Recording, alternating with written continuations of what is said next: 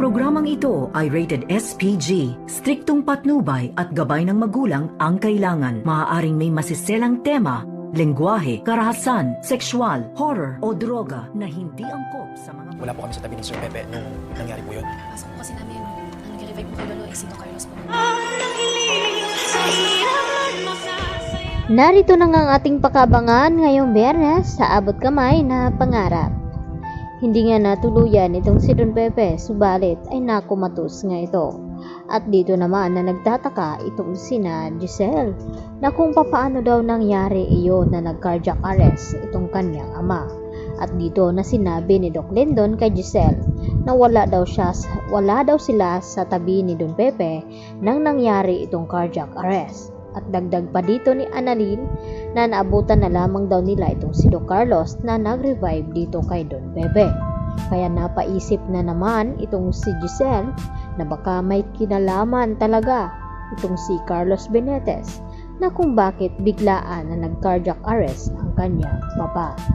Samantala, takot naman itong si Zoe na dinala dito sa presinto dahil pinakuhanan na nga ni Giselle ng fingerprint itong si Zoe dahil alam niya na baka may kinalaman din itong si Zoe sa nangyaring kidnapping dito kay Don Pepe dahil alam niya na kung papaano pagtakpan ni Zoe noon itong kanyang ina sa nangyaring aksidente dito kay RJ na nagawa nga daw itago ni Zoe itong hard drive na nakapaloob ang CCTV footage kung saan itong si Moira ang nagtulak kay RJ.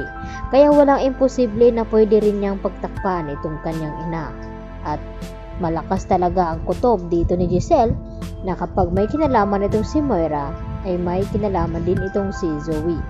Kaya hindi na nga malaman ni Zoe kung ano ang kanyang gagawin nang sinabi niya dito sa kanyang ina na makukuhanan talaga siya ng fingerprint dahil hawak niya itong mga medical supplies na ginamit niya dito kay Don Pepe at pati itong si Carlos may fingerprint din siya na nakaloob doon.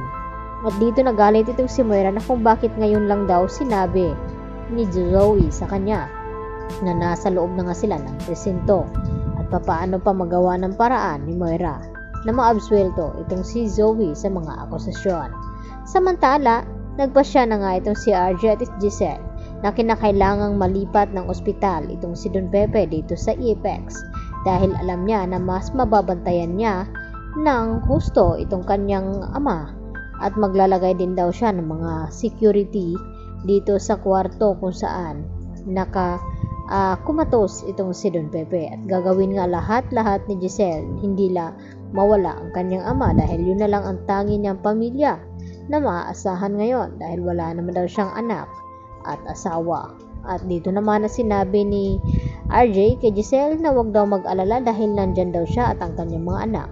Subalit hindi kumbinsido itong si Giselle na talagang makakatulong itong si Zoe sa kanya.